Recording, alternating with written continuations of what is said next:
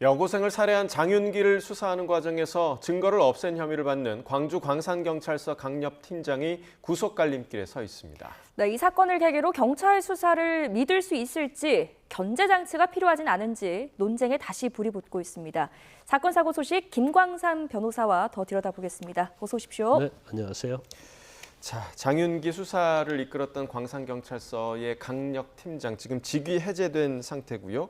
오늘 오전에 법원의 구속영장 심사에 출석을 했습니다. 일단 혐의를 좀 구체적으로 설명해 주시죠. 혐의 자체는 이제 증거인멸 행위에 중점이 된 것 같습니다. 특히 이제 본인이 수사팀을 이끌고 이제 영상을 촬영했는데 지금 장윤기가 범행에 사용했던 승용차에 대해서 자동차에 대해서 압수수색을 했거든요.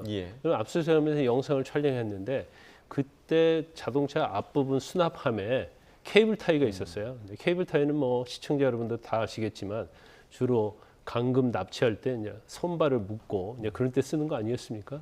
근데 그거 자체를 내버려 뒀다는 거고, 그다음에 그걸 압수수색하면서 확보해야 하는 거 아니냐는 거에 대해서도 수사팀이 얘기했었는데 이제 그걸 무시했다는 거예요. 그래서 이제 전체적으로 보면 단순한 뭐 증거인멸 행위를 장윤기의 부친 경찰관 아버지에게 한 것뿐만 아니라 본인 스스로가 의도적으로 이제 증거인멸 행위를 했다고 그렇게 경찰은 보고 있고 영장을 청구했고 또 검찰에서도 영장을 청구한 거죠. 네, 장윤기 아버지 집에서 케이블 타이 정말 핵심 증거가 발견이 됐습니다.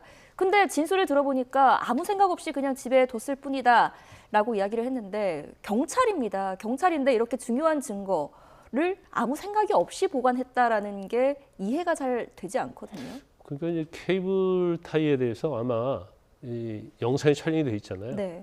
근데 이게 없어져 버리면 사실은 뭔가 케이블 타이의 어떤 목적, 용도 이런 걸 알고 없앤 거 아니냐. 그래서 제가 생각할 때는 그 성적인 놀이물은 리얼돌에 대해서는 이제 폐기했잖아요. 근데 케이블 타이가 어떻게 보면 강간 목적 살인에 있어서 굉장히 중요한 부분인데 이걸 장윤기 아버지의 집에 가지고 있었다. 그걸 보면 이걸 버렸을 수도 있고 다시 찾아다가 집에다 놓을 수도 있다고 저는 그렇게 생각을 해요. 왜냐하면 이걸 버렸다고 한다면 상계는 굉장히 고의적이고 의도적인 것이 다 되잖아요. 그래서 이 케이블 타이 자체는 뭐 아무것도 아니라고 생각했기 때문에 집에다 보관을 했다 이렇게 볼 수도 있는 거예요. 물론 이제 그건 조사를 해봐야겠죠. 그래서 사실 이 사건 자체에 이제 처음에는 장윤기는 우발적 범행이라고 그랬거든요. 그래서 묻지마 살인처럼 우리가 봤어요. 아마 처음 보도될 때는 경찰도 사실은 그렇게 봤을 가능성이 크죠. 처음에는. 그런데 사실 SUV를 압수수색을 하고 여러 가지 자취방까지 압수수색을 하다 보면 아 이건 강간 목적이었구나. 이걸 경찰로서는 쉽게 인지할 수 있는 상황이었거든요. 더군다나 자동차 뒷문까지 다 열어놓은 상태였잖아요. 그러면 납치를 해서 차에 태우고 가서 뭔가를 하려고 했다. 그러니까 어떤 살인이나 살해에 있어서는 이제 동기가 굉장히 중요합니다. 그러면 살해를 그냥 하지는 않을 거예요. 어떤 정신적 문제가 있는 경우에는 묻지마 살인이 될 수가 있죠. 근데 그게 아닌 경우에는 납치를 한다면 어떻게 할 것이냐. 이에 대한 계획이 있었을 거단 말이에요. 근데 계획적 범행이라고 쉽게 우리가 알 수 있는데도 불구하고 처음부터 강간 목적이 아니고 단순히 우발적 살인인 것처럼 경찰에서는 조사를 했고 또 관련된 증거 자체를 압수도 하지 않고 또 버려두었고 증거 인멸할 수 있는 기회를 장윤기 아버지에게 주었다는 거에 대해서 우리가 상당히 경악할 수밖에 없는 거죠. 네, 이 수사팀의 상황도 좀 문제긴 했습니다. 그러니까 수사팀장이 그 케이블 타이를 그냥 두라라고 얘기를 했다는 일도 있었고요. 그리고 이 장윤기 부친이 경찰인 사실을 모르게 해라라는 취지의 말이 윗선에서 나왔다. 라는 게 또 장윤기 부친에게 전달이 되기도 했습니다. 이런 전체적인 정황들 좀 어떻게 바라보고 계십니까? 근데 장윤기 부친이 경찰인 걸 모르게 하라는 지시 자체는 이제 경찰 자체에서는 그것이 알려졌을 때 어떤 일어날 수 있는 비판 뭐 이런 걸 좀 생각할 수도 있고요. 또 경우에 따라서는 장윤기의 아버지가 아버지라는 것이 드러나면 사실 이제 사건에 대한 관심 이런 것들이 굉장히 더 많아질 거 아니에요. 그런 걸 줄이기 위한 걸 수도 있고 이제 만약에 하나 그렇게 관심 있고 언론이 이거에 언론의 스포트라이트를 받기 시작하면 사실 우발적 살인에서 강간 목적으로 살인으로 가지 않고 그냥 축소할 수도 있겠죠. 이게 관심의 대상이 좀 멀어진다고 예. 하면. 그런데 여러 가지 아마 목적이 있었던 것 같아요. 그래서 경찰 윗선에서 일단 경찰의 어떤 명예 그런 측면도 있고 경우 때는 너무나 이 사건 자체가 언론에 집중적으로 보도되는 거에 대한 부담감 또 그로 인해서 또 수사팀 입장에서 보면 자기들이 생각했던 방향으로 수사를 할 수 없는 상황 이런 여러 가지를 생각했지 않을까 그렇게 추론해 볼 수 있는 거죠. 네, 저 윗선이라는 게 지금 수사팀 차원을 더 넘어서 경찰 고위 간부까지 개입이 됐을 가능성도 나오고 있거든요. 그렇게 된다면 지금 혐의가 어디까지 적용이 되고 사태가 어디까지 커지는 겁니까? 그건 이제 정확히 밝혀지지 않아서 이걸 명확하게 얘기할 수는 없어요. 그런데 수사팀장이 경감급이에요. 네. 또 장윤기 아버지도 경감입니다. 그렇다면 경감에 지시할 수 있는 윗선이라고 한다면 경감보다 고위직이 되겠죠. 네. 그러면 사실은 광주 광산경찰서이기 때문에 아마 이 자체의 수사를 하는 것은 경찰서 범위 내에서 수사를 했을 거예요. 물론 보고 자체는 이제 경찰청에 했겠죠. 광주 경찰청에. 그러면 제가 볼 때는 적어도 경찰서장 아니면 그보다 그 윗선 그쪽에서 지시가 왔을 가능성이 크다. 저는 그렇게 보고요. 근데 단지 이제 경찰관의 자녀라는 것을 알리지 않고 새어나가지 않도록 하라. 이제 이거 자체는 이제 범행이 어떤 범죄가 될 수는 없어요. 단지 이 사건의 어떤 축소 과정에서 이제 개입을 했다랄지 청탁을 했다랄지 압력을 가했다랄지 이제 이런 증거가 나온다고 하면 뭐 직권남용이랄지 다른 죄가 될 수 있겠죠. 그 가능성에 대해서는 어떻게 보십니까? 그러니까 수사팀과 왜냐하면 이 부친이 경찰이고 또 이 관련 서에 근무를 했던 이력이 또 있었기 때문에 다 아는 사이 아니겠습니까? 그러니까 그런 사이에서 아들의 형량을 낮추기 위해서 이 부친과 경찰들이 함께 좀 공모를 했을 가능성에 대해서는 좀 어떻게 보세요? 그럴 가능성을 배제할 수는 없겠죠. 그런데 지금 영장이 청구된 강력 팀장은 장윤기의 아버지가 일면식이 없다고 얘기를 하고 있어요. 그런데 사실은 장윤기의 아버지 휴대폰을 압수수색했는데 수십 차례 통화 내역이 있었다는 거잖아요. 근데 일면식도 없는데 어떻게 했을까 그런 거 하고 또 설사 일면식이 없다 하더라도 그 밑에 이제 수사를 했던 경사급의 경찰관이 있었던 모양이야. 그게 장윤기 아버지하고 굉장히 뭐 실제로 잘 아는 사이였던 것 같습니다. 그래서 그 팀장을 통해서 또 소개를 받을 수도 있고요. 또 경우에 따라서는 경찰 생활을 오래 했잖아요. 그럼 아까 우리가 윗선 얘기를 했었는데 뭐 서장이랄지 윗선과 뭐 당연히 알게 되겠죠. 뭐 광주라는 그렇게 넓지 않은 지역에서 근무를 하기 때문에 그러면 내 자녀 내 아들인데 좀 어떻게 좀 잘 좀 선처해주고 수사에서도 잘 좀 해달라 이렇게 부탁했을 가능성도 크겠죠. 그래서 윗선 지시가 단순히 아버지가 경찰인 걸 모르게 수사하라 이 범위에서 끝났는지 아니면 이걸 넘어서 여러 가지로 많이 편의를 봐줘라 이제 그렇게 지시를 했다고 한다면 같이 이 사건을 축소한 공범이 될 수 있는 거죠. 네. 뒤늦게 확보를 하긴 했습니다만 그래도 일단 검찰에 의해서 케이블 타이가 실물을 확보를 했고요. 이걸 재판에 이제 증거로 채택을 해야 된다라는 유가족들의 목소리도 저희가 앞서서 들었습니다. 일단 증거로 채택이 가능할까요? 당연히 그렇죠? 검찰에서는 증거로 제출을 하겠죠. 그래서 지금 제일 중요한 것은 경찰에서는 단순한 살인으로 송치를 했는데 이걸 강간 목적 살인으로 변한 거잖아요. 그러니까 변경이 된 거잖아요. 기소할 때. 그래서 뭐 여러 가지 저희가 방송에서 수없이 얘기했지만 일단 형량에 있어서 엄청난 차이가 있다.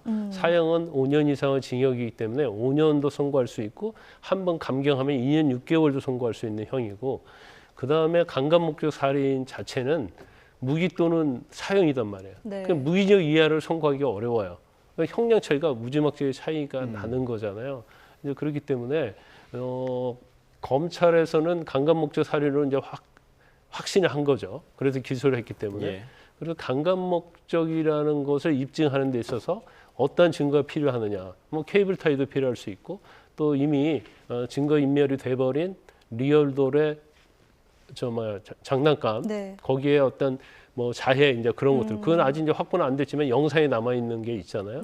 그래서 그러한 것들이 강간 목적이라는 걸 입증하는데 제가 볼 때는 굉장히 중요한 증거다 이렇게 볼 수가 있고 또 뭐 메모리 카드 그런 걸 입수했는데 뭐 지인과 대화할 때 내 앞에 나타나는 여자는 굉장히 불행하다 뭐 이런 이야기가 있잖아요. 감겼다고 하죠. 예. 그래서 이제 여러 가지로 보면 이제 강간 목적이라는 게 중요한데 지난 2월 22일 날인가 재판을 처음 했을 거예요. 그래서 본인이 자기와 관련된 살인이랄지 또 베트남 20대 여자에 대한 스토킹, 그다음에 성폭행 이건 다 인정을 했어요. 그런데 이제 제일 중요한 것이 살인이 강간 목적이었냐 아니었느냐 예. 그 부분이 제일 중요한 거 아니겠습니까? 근데 그 부분에 대해서 이제 보류를 했어요. 그래서 만약에 아마 7월 13일 날 재판이 있을 겁니다. 그 재판에서 강간 목적의 살인을 했다고 하면 사실은 이 케이블 타이랄지 그다음에 리얼들과 관련된 영상 자체가 그게 보강 증거로 쓸 수 있죠. 그래서 13일 재판에서 강간 목적 살인을 인정하느냐 인정하느냐 않느냐에 따라서 검찰에서는 공소 유지를 위해서 여러 가지 증거를 내야 하는 그런 상황이 온 거죠. 네. 자, 이번 사건과 관련한 경찰의 부실 수사 때문에 그래서 지금 보안 수사권 얘기가 또 나오고 있습니다. 그러니까 검찰의 보안 수사권을 폐지하는 게 맞느냐, 경찰 수사를 정말 우리가 믿을 수가 있는 거냐, 이 논란이 또 시작됐거든요. 어떻게 좀 바라보세요? 저는 그 부분에 대해서 뭐 제 주위도 그렇고요. 또 만나는 경찰관들도 그렇고 보안 수사권은 있어야 한다는 의견이 대부분인 것 같아요. 네. 그런데 우리가 검찰이 이제 공수처로 되면서 검찰 자체가 폐지가 되지 않습니까? 그러면 경찰이 지금 이러한 사건들 이게 단순히 검찰에서 보안 수사로 함으로 말미암아서 새로운 게 드러난다랄지 아니면 뭐 사건 자체가 암장이 되었다랄지 아니면 법 적용이 잘못되었지 그런 사건들이 사실은 셀 수 없을 만큼 많거든요. 예. 그러면 검찰이 보안 수사권을 없애버리면 이제 이건 이렇게 보시면 돼요. 이제 보안 수사권이 보안 수사 요구권이 있고 보안 수사권이 있습니다. 예. 보안 수사 요구권은 검찰이 보안 수사를 할 수가 없어요. 직접 하는 게 그리고 아니죠. 요구만 예. 하는 거예요. 예. 그럼 이 사건에 대해서 예를 들어서 아니 뭐 어떤 증거를 확보해라 하는데 우리가 찾아봤는지 없다. 그러면 끝나는 거겠죠. 그런데 지금 검찰에서 직접 압수수색을 해서 케이블 타이를 찾아냈잖아요. 그러면 이 사건 하나에 예를 든다 하더라도 보안 수사권이 왜 필요한지 이건 사실은 제가 볼 때는 거의 뭐 입증이 됐다 이렇게 보고요. 그러면 사실은 그 보안 수사권 자체가 그러면 누굴 위한 것이냐 우리가 근본적인 질문을 할 필요가 있다는 거죠. 예. 네. 자, 검찰이 보안 수사권을 가짐으로 말미암아서 국민에게 해가 되느냐는 거죠. 그렇지 않고 오히려 국민에게 득이 되는 거 아닙니까? 경찰에서 어떤 고의적으로 사건 자체를 잘못 처리한다든가 아니면 고의가 아니다 하더라도 부실 처리한다든가 그런 경우에는 이것을 견제하고 뭔가 수정할 수 있는 기회를 한번 갖는 게 국민의 입장에서는 훨씬 더 나은 거 아니겠어요? 근데 경찰서 수사가 됐는데 잘 되었든 잘못되었든 그냥 그 수사가 거기서 끝나버린다. 그러면 정말 억울한 국민이 많이 있겠죠. 그래서 네. 이 부분에서는 굉장히 심도 있고 시간을 가지고 이걸 폐지 여부를 결정을 해야 하는데 지금 뭐 민주당에서 워낙 밀어붙이고 있기 때문에 뭐 제가 볼 때는 아마 법적으로 통과가 된다 하더라도 추후에 워낙 부작용이 많아서 여야 할 거 없이 다시 보안 수사권을 부활한다는 그런 방향으로 갈 가능성이 크다. 저는 그렇게 봅니다. 네, 알겠습니다. 주제를 좀 바꿔서요. 내일입니다. 윤석열 전 대통령의 체포방해 혐의 사건 상고심 선고가 있습니다. 저희도 생중계로 전해드릴 예정인데요. 일단 이 사건이 어떤 사건인지 좀 설명을 해주시죠. 일단 내용이 굉장히 많죠. 그러니까 가장 여러분들 잘 아시다시피 그때 체포방해에 대해서 예. 생중계됐지 않습니까? 그래서 당시에 체포방해와 관련된 것 이게 이제 직권남용이 될 수 있고요. 이게 이제 가장 중요한 내용입니다. 그리고 여기에 뭐 국무회의를 하는 데 있어서 국무위원들의 심의권을 침해했다는 내용도 예. 있고요. 그다음에 비하폰을 이제 삭제했다는 내용이랄지, 그다음에 외신에 이제 허위 보도를 냈다는 내용, 뭐 그래서 혐의가 굉장히 많습니다. 이제 크게는 한 4갈래 정도 되죠.